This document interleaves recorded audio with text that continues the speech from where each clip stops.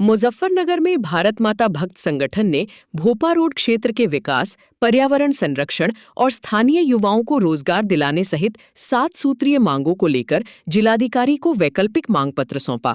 संगठन ने स्वतंत्रता दिवस और स्वच्छ भारत मिशन का हवाला देते हुए विभिन्न कार्यों पर समयबद्ध कार्रवाई की मांग की है।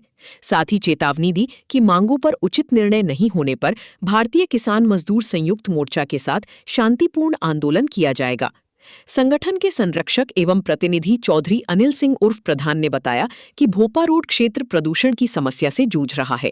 इससे लोगों के स्वास्थ्य पर प्रतिकूल प्रभाव पड़ रहा है। ऐसे में क्षेत्र में पर्यावरण संरक्षण, स्वास्थ्य सुविधाओं के विस्तार और रोजगार सृजन के लिए ठोस कदम उठाए जाने की आवश्यकता है।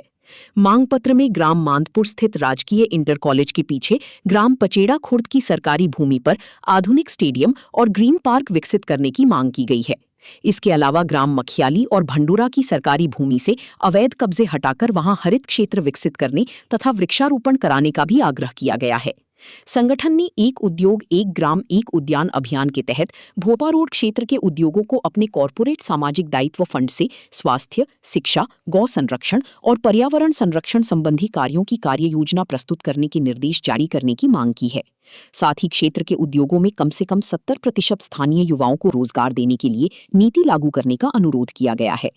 मांग पत्र में भोपा रोड पर स्थित पेपर मिलों के संयुक्त सहयोग से स्मॉग कंट्रोल टावर स्थापित करने, प्रदूषण प्रभावित गांवों में सीएसआर फंड से आरओ वाटर कूलर लगाने, निःशुल्क स्वास्थ्य जांच एवं दवा वितरण शिविर आयोजित कराने तथा गंभीर मरीजों को बेहतर चिकित्सा सुविधा उपलब्ध कराने की भी मांग शामिल है। इसके अलावा भोपा रोड बाईपास से मुझेड़ा गांव तक सड़क किनारे लगी पेड़ों के संरक्षण, सफाई और स्वतंत्रता दिवस से पहले तिरंगे के रंगों से सौंदर्यीकरण कराने की मांग भी की गई है। संगठन ने प्रशासन से सभी मांगों पर लिखित आदेश जारी करने की अपील की है। मांग पत्र में कहा गया है कि यदि निर्धारित समय सीमा में मांगों पर कार्रवाई नहीं होती है तो भारतीय किसान मजदूर संयुक्त मोर्चा के सहयोग से लोकतांत्रिक और शांतिपूर्ण आंदोलन शुरू किया जाएगा। संगठन ने अपनी मांग पत्र के साथ भारतीय किसान मजदूर संयुक्त मोर्चा का समर्थन पत्र भी संलग्न किया है। यह धरना प्रदूषण को लेकर था और हमें जो है सिटी मजिस्ट्रेट साहब ने आश्वस्त किया है कि आपकी मांगे जनहित में है और तत्काल इन पर कार्रवाई हम प्रारंभ करते हैं। कुछ समय दीजिए।